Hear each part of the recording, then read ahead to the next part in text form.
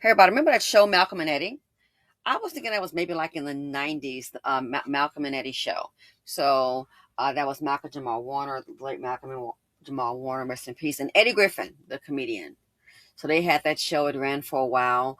Um, as I said before, said again, with regard to his widow and the litigation that is happening based on these alleged broken promises and the prenup, people are doing what they want to do. Okay, he is a businessman. This man is smart, in my opinion, very intelligent. Um, he's a businessman. So I want you to listen to what he's saying. So keep in mind what the wife said about the prenup. Again, you have a 9-year-old child. Time the child was born, you would think she would be incorporated into the trust. Yeah, that's what I would have thought. Time the child was born, you would think, okay, let's go ahead and get a policy. But those things obviously and clearly, reportedly did not happen. 6 years old, now they get married. 3 years into the marriage, unfortunately, his untimely demise. So I want you to, like I said, the family, this is a family trust. The family trust didn't make those promises. I understand she's showing up as a creditor, but we have to be accountable. The wife, you dropped the ball. I say he didn't do it because he didn't want to. And you married to the man? Why wasn't it done during the marriage? Lady, let's be realistic, honey. You have to know within your heart of hearts. If Tanisha kept bringing that up and he didn't do it, he didn't want to do it. So at that point, like I said, it's so important to you now. Why was it not important in the marriage? You know he's the breadwinner. So if she kept bringing those things up and he decided that he didn't want to do it or he simply didn't do it, which is clear to me, then that she should have known then, oh, then he does not want these protections in place. As I said before about my friend, at the time I said, the fact that I said you need a policy on him because her husband was overweight. He was big when she met him, but he was also just eating, didn't want to be healthy, exercise. So it was like, hey, you're saying some health things, you need to kind of get it together. She said he won't sign. Well, the fact that you have a husband that you're taking care of when he gets sick or you're there for him, you've done so much for him, but he will not take a physical, let alone if he passes, he won't even sign the life insurance policy. That tells you all you need to know. Be delusional if you want to. That tells you right there all that you need to know. So if you want to be delusional and no, that's not it. Yeah, that is it. That's letting you know that it takes two to maintain this apartment that you have. So if he dies unexpectedly, then you might have to get a second job and you're on a struggle bus. Guess what? He's okay with that. Because if he wasn't, he would have prepared for you. He is okay with that.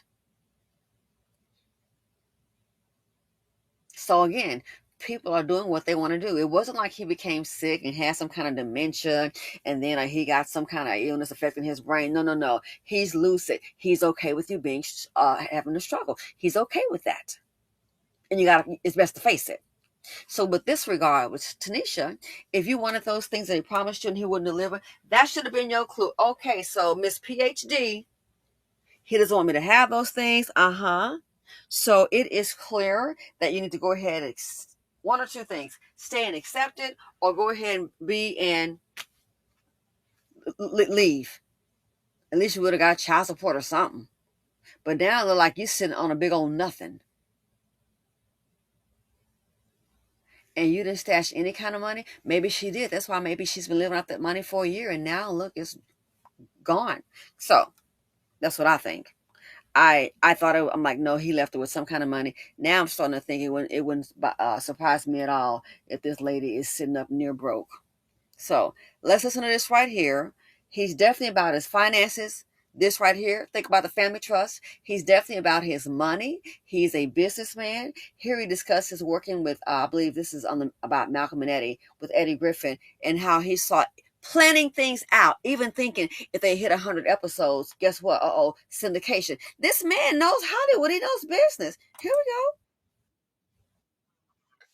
we go. Even though we were at odds, what we both understood is we get to 100 episodes, we're going to have a sweet ass syndication. We were like, hey, fuck however we feel about one another. We're gonna get this money. We're gonna get this 100 episodes.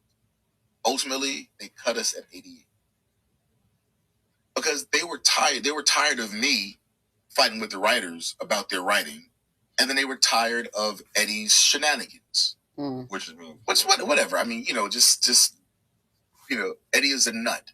And I mean that in the. I imagine the brothers showing up late, the brothers showing all of that, whatever. And you're like, I'm on time. Like, fuck. Right.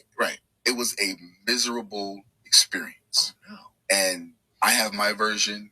Eddie has, his version. I'm sure he's told countless, have you several different.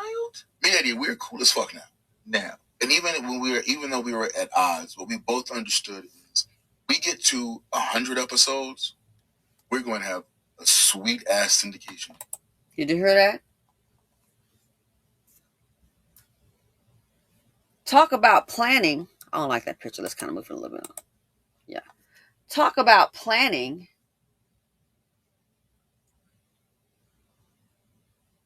He said, what?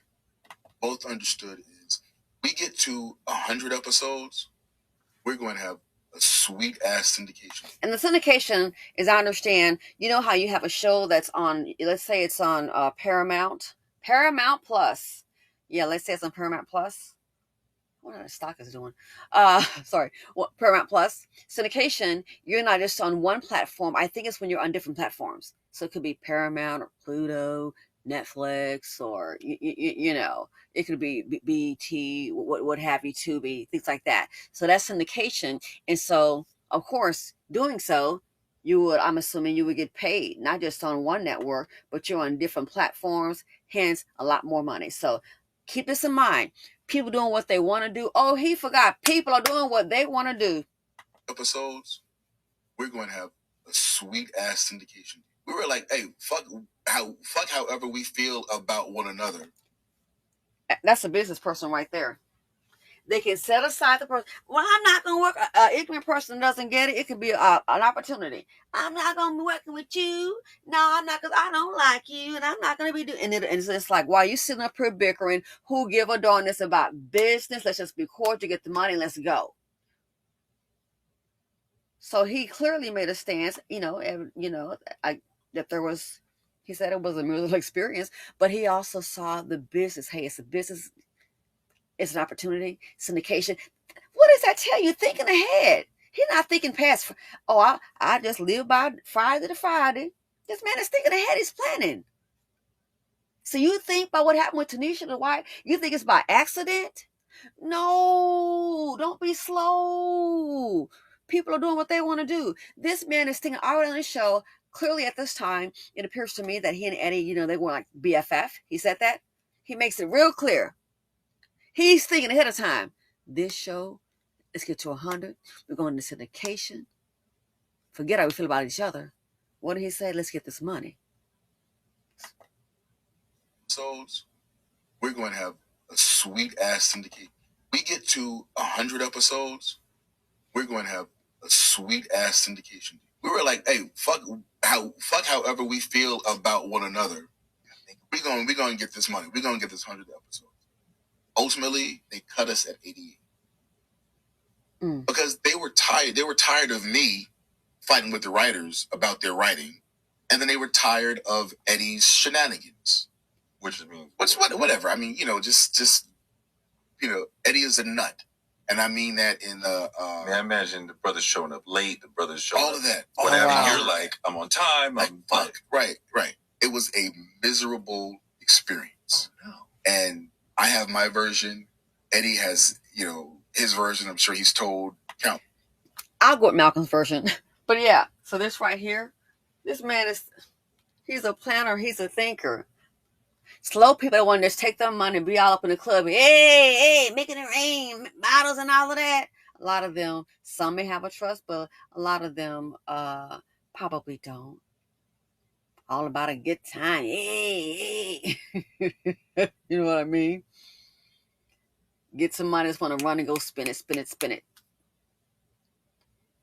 Already, for Malcolm and Eddie, he's planning ahead of time. Syndication. Let's get to 100 episodes. Got cut at 88.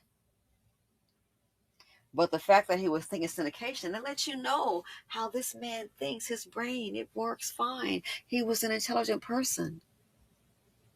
So he, growing up teen, Hollywood, he knows about syndication, but he didn't know to get a life insurance policy.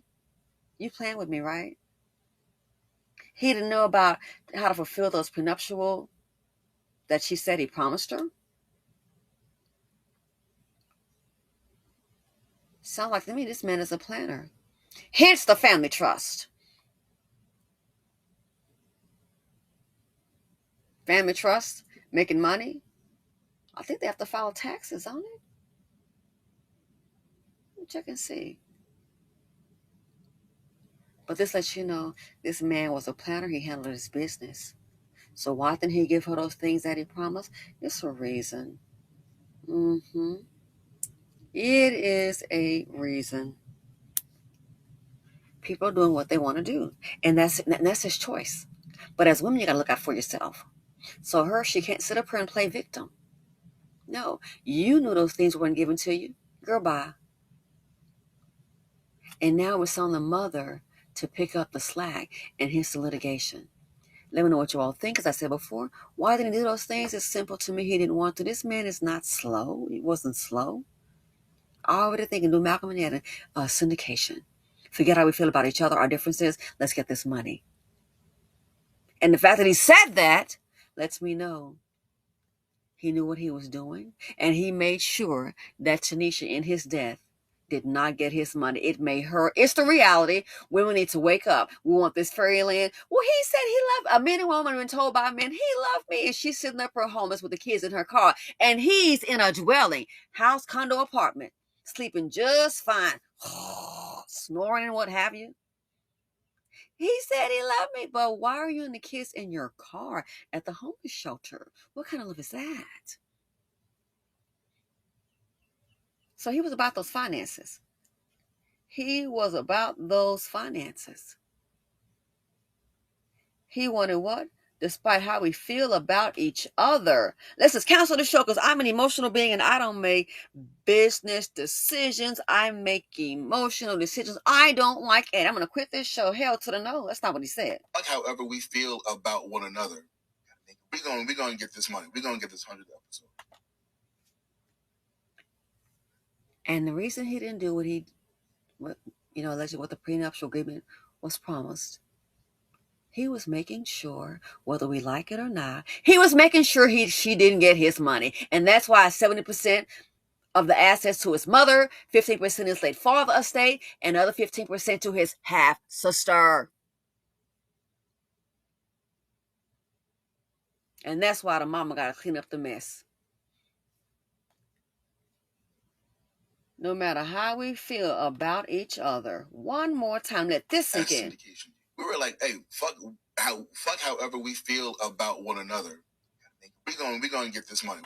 And he made sure that Tenisha did not get those things and that she didn't get his money. That's why she didn't add her own to the trust. 1 and 1 is always going to be 2. Let me know what y'all think about this. Thanks for watching. Feel free to comment, like, subscribe, and share them out.